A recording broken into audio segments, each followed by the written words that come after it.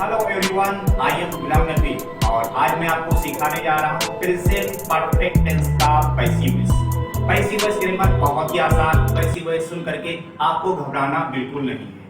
पहली चीज ये दिमाग से निकाल दीजिए कि पैसिव वॉइस सिर्फ एग्जाम वालों के लिए है, सिर्फ जो किसी कॉम्पिटिटिव एग्जाम की तैयारी करें उनके लिए, ऐसा बिल्कुल नहीं है। मैं अभी आपको बताऊंगा कि स्पीकिंग में इसका कितना बड़ा रोल है। तो अपने ग्रामर को स्टार्ट करने से पहले मैं आपको समझा दूं कि इसका पहचान क्या होता है। दोस्तों, वाक्य के अंत में किया जा चुका है या कर लिया गया है आएगा। जैसे हमने कहा कि खाना पकाया जा चुका है किसी के द्वारा, तो जा चुका है का वर्ड आपका पहचान हो जाएगा। या खाना पका लिया गया है किसी के द्वारा, जैसे आपने कहा कि बच्चों को सजा दिया जा चुका है या बच्चों को सजा दी गई है। सजा देने वाला कोई और है, तो ये जा चुका है, जा चुका है बार बार ये नहीं आएगा, सिर्फ इसको दिमाग में नहीं रखना है। दिया गया है भी आता है, खाना खा लिया गया है, पंखा मरम्मत कर दिया गया है, ग्रामर पढ़ा दिया गया है। तो अब हमारा ये पहचान क्लियर हो गया और मैं इसको आपको पहले एक एक्टिव वॉइस का एग्जांपल लेके बताता हूं, फिर पैसिव वॉइस। जैसे कहना है कि मैं खाना खा चुका हूं, I have eaten the food, ये आपका एक्टिव वॉइस हो गया। और एक्टिव वॉइस का रूल आपको पता ही होगा, सब्जेक्ट के हिसाब से हैज या हैव वर्ब की थर्ड फॉर्म प्लस आप ऑब्जेक्ट कहते हैं, जैसे I have eaten the food. अब हमको समझना है सर इसको पैसिव वॉइस में कैसे कन्वर्ट किया जाएगा। पैसिव वॉइस में कन्वर्ट करने के लिए आपको सिर्फ 4 रूल याद रखने। एक्टिव वॉइस के अंदर जो आपका ऑब्जेक्ट था, पैसिव वॉइस में उसको आप सब्जेक्ट बना देंगे, एक रूल। दूसरा रूल, एक्टिव वॉइस में जो आपका सब्जेक्ट था और पैसिव वॉइस में उसको आप ऑब्जेक्ट बना देंगे, 2 रूल। तीसरा रूल ये कि पैसिव वॉइस में हमेशा हमेशा वर्ब का थर्ड फॉर्म रहता है। कितना आसान रूल हुआ, मैं रिपीट कर दूं कि एक्टिव में जो सब्जेक्ट था उसको ऑब्जेक्ट बनाना है और जो ऑब्जेक्ट था उसको सब्जेक्ट रखना है, यानी अदला बदली कर देना है। जो पहले था वो आखिर में, जो आखिर में था वो पहले हो जाएगा। वर्ब ये हमेशा थर्ड फॉर्म आने वाली। और हेल्पिंग वर्ब आपका हो जाएगा प्रेजेंट परफेक्ट टेंस में हैज बीन या फिर हैव बीन हो जाएगा। यानी जो एक्टिव वॉइस में हेल्पिंग वर्ब था वही सिर्फ बीन आपको करना है। आप इसको इस तरह से याद रख सकते हैं कि आपके हाथ में कुछ सामान है, पेन वगैरह फेंके, उसको फिर बीन लिए, तो इस तरह करके आप बीन याद रख सकते हैं दोस्तों। तो जैसे आपने कहा कि I have eaten the food और पैसिव हो जाएगा खाना खाया जा चुका है मेरे द्वारा, तो द फूड को आप पहले रख देंगे और फूड सिंगुलर है, इसके लिए आप हेल्पिंग वर्ब हैज बीन लेकर के आएंगे और ईटन लेकर के आएंगे, तो the food has been eaten, खाना खाया जा चुका है बाय मी। मी आपका इसलिए हो जाएगा क्योंकि यहां पर आपने ऑब्जेक्ट की जगह पर रखा है। एक्टिव वॉइस में आपका आई था, आई को बदल दिए बाय मी में बदल दिया गया। तो हमको यही 4 रूल याद रखना है। जैसे कहना है कि वो पंखा मरम्मत कर चुका है या उसने पंखा मरम्मत कर दिया है, तो इंग्लिश क्या हो जाएगा, he has repaired the fan। Repair first form, third form repaired हो गया। इसका पैसिव वॉइस क्या हो जाएगा, पंखे को पहले रखेंगे, फैन हो जाएगा। और फैन हैज, क्योंकि कि आपका सिंगुलर है तो हैज बीन कह देंगे और हैज बीन के बाद वर्ब की थर्ड फॉर्म, तो the fan has been repaired by him, पंखा मरम्मत किया जा चुका है उसके द्वारा।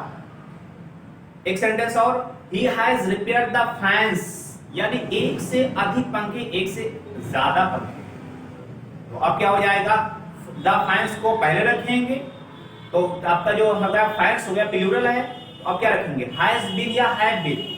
आप सोचते रहिएगा हैव बीन रखा जाएगा, इसलिए कि आपका जो फैंस है ये आपका प्लूरल है। तो आपका हो जाएगा the fans have been repaired, पंखे मरम्मत किए जा चुके हैं या पंखे मरम्मत कर दिए गए हैं बाय हिम, उसके द्वारा। तो ये आपका तरीका हो जाएगा पैसिव वॉइस बनाने का। जैसे हमने कहा कि वो हो दौड़ चुका है, he has run, इसका पैसिव वॉइस आप बनाना चाहेंगे तो पैसिव वॉइस नहीं बनेगा क्योंकि इसमें ऑब्जेक्ट है ही नहीं। रन आपका इंट्रांजिटिव वर्ब है, यानी कि इसमें ऑब्जेक्ट की जरूरत नहीं होती है। जैसे आपने कहा कि खाना पकाया जा चुका है या खाना पका लिया गया है, the food has been cooked आपका हो गया। एक मैंने पिछले वीडियो में आपको तरीका बताया था कि पैसिव वॉइस को फर्राटेदार बोलना है तो पैसिव वॉइस के ऑब्जेक्ट को पहले देखिएगा, उसकी फोटो आपको दिख जाएगी। मैं आपको 10 से अधिक एग्जांपल दे रहा हूं, सबका फोटो देखिएगा। खाना पकाया गया, इसमें फोटो किसका देखा, द फूड का देखा, फटाक करके द फूड कहिए। अब जब फूड कहेंगे तो मुंह से हैज बीन निकलेगा क्योंकि फूड सिंगुलर है, तो आपने कहा the food has been cooked, खाना पका लिया गया। और अगर इसको आप नेगेटिव कहते हैं कि नहीं खाना नहीं पकाया गया है, तो आप कहेंगे the food has not been cooked, खाना नहीं पकाया गया। इस तरह आपने कहा कि खिड़कियां बंद करनी थी, मैंने आपसे कहा था खिड़कियां बंद कर दीजिएगा, आप मेरे पास में आए तो हमने कहा कि खिड़कियां, हमने पूछा आपसे क्या खिड़कियां बंद कर दी गई हैं, तो आपने कहा हाँ खिड़कियां बंद कर दी गई हैं। अब किसके द्वारा हमें इसे मतलब नहीं है, क्योंकि हमें पता है आपसे मैंने कहा था या किसी और से, तो किसके द्वारा उसे मतलब नहीं है। तो आपने कहा the windows have been closed, तो फोटो किसका दिखा, विंडो का दिखा। दूसरा इसका ट्रिक ये है, आपने कहा खिड़कियां बंद कर दी हैं, मुंह से पहले क्या निकला, खिड़कियां। अब ये मत समझिएगा कि ये खिड़की है, कि खिड़कियां आपके पहले मुंह से निकला तो पहले खिड़कियां का इंग्लिश कह लो, द विंडोज, या मुंह से ना निकलने वाला तरीका तो दूसरा तरीका, उसका फोटो दिखना चाहिए। तो आपने कहा the windows have been closed, खिड़कियां नहीं बंद की गई हैं या खिड़कियां नहीं बंद की जा चुकी हैं, आप इंग्लिश में कहेंगे the windows have not been closed. मुझे आमंत्रित किया गया है, इंग्लिश हो जाएगा आई हैव बीन इनवाइटेड। और मुझे आमंत्रित नहीं किया गया है, I have not been invited. मुझे गाली दी गई है या मुझे गाली दिया जा चुका है। अब गाली दिया जा चुका है इस तरह तो हम ज्यादा कहते नहीं है, हम कहते हैं मुझे गाली दी गई है, मुझे इसका दर्द पता है। तो आई हैव बीन एब्यूज्ड, मुझे गाली दी गई है, या मैंने कहा नहीं मुझे गाली नहीं दी गई है, आई हैव नॉट बीन एब्यूज्ड, मेरा अपमान किया गया है, क्या हो जाएगा आई हैव बीन इंसल्टेड, क्योंकि आई आपका प्लूरल के कैटेगरी में रहता है प्रेजेंट में, इसलिए आई हैव बीन कहा जाएगा। आई हैव बीन इंसल्टेड, मेरी इंसल्ट की गई है। You have not been insulted, तुम्हारी इंसल्ट नहीं कही गई। आई हैव बीन एब्यूज्ड, मुझे गाली दी गई है। यू हैव नॉट बीन एब्यूज्ड, तुम्हें गाली नहीं दी गई, इसलिए तुमको उसका दर्द नहीं पता। मुझे डांटा गया, मुझे। आई हैव बीन स्कॉल्डेड, आपको नहीं डांटा गया है, you have not been scolded. अब कहना है कि ग्रामर पढ़ाया गया है, ये ग्रामर पढ़ाया जा चुका है, तो क्या कहेंगे ग्रामर, ग्रामर सिंगुलर है कि ग्रामर हैज बीन टॉट, मैं ग्रामर्स की बात नहीं कर रहा हूं, मैंने कहा grammar has been taught, grammar पढ़ाया गया है। हमने कहा पैसिव वॉइस पढ़ा दिया गया है, क्या कहेंगे passive voice has been taught. और कहना पैसिव वॉइस नहीं पढ़ाया गया है, passive voice has not been taught. काम कर लिया गया है, वर्क हैज बीन डन, और काम नहीं किया गया है, work has not been done.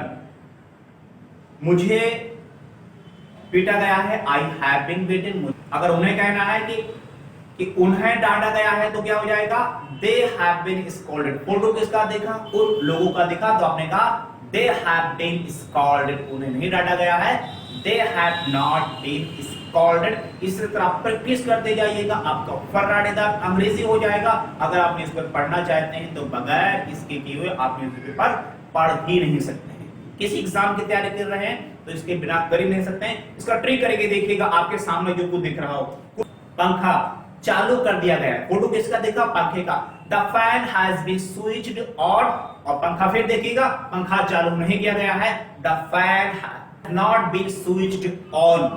इस तरह देखिएगा कि कैमरे लगा दिए गए हैं, तो फोटो किसका दिखा, the cameras have been installed, और फोटो दिखा कैमरा नहीं लगाए गए हैं, तो आप कहेंगे cameras have not been installed.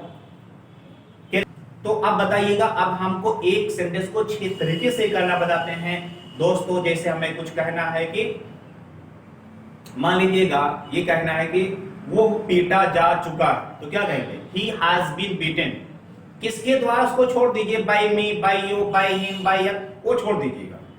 तो वो क्या हो जाएगा आपका, he has been beaten, वो पीटा जा चुका है, और वो नहीं पीटा जा चुका है, he has not been beaten, ये आपका नेगेटिव हो जाएगा।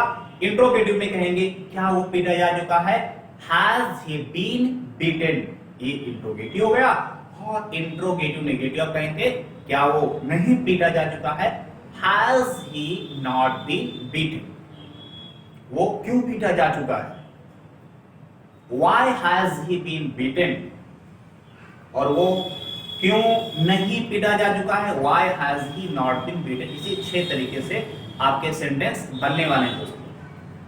अब मैं आपको जो पैसिव वॉइस का हमारी 4 चीजें में याद रखना था, अभी देखो फटाफट आपको रिवाइज कराता हूं, तुरंत याद हो जाएगा। पहला क्या था, सब्जेक्ट को ऑब्जेक्ट की जगह पे, ऑब्जेक्ट को सब्जेक्ट की जगह पे, यानी जो यहां था उसको यहां भेज दीजिए, जो यहां था इसको यहां भेज दीजिए, या फिर एक साथ में कर लिया, ये वाला यहां, ये वाला यहां, या आपने कहा अदला बदली, ये 2 रूल याद हो गया। और पैसिव वॉइस मतलब है थर्ड फॉर्म, कभी भी पैसिव वॉइस बनाएंगे थर्ड फॉर्म के सिवा कभी दूसरा कुछ आ ही नहीं सकता है। अब एक बात याद करना था, हेल्पिंग, और बड़ा आसान है जी, मैं आपको बताता हूं। प्रेजेंट इंडिफरेंट टेंस के एक्टिव वॉइस में हेल्पिंग वर्ब क्या था, डू डज, पैसिव में हो जाएगा इज, एम, आर।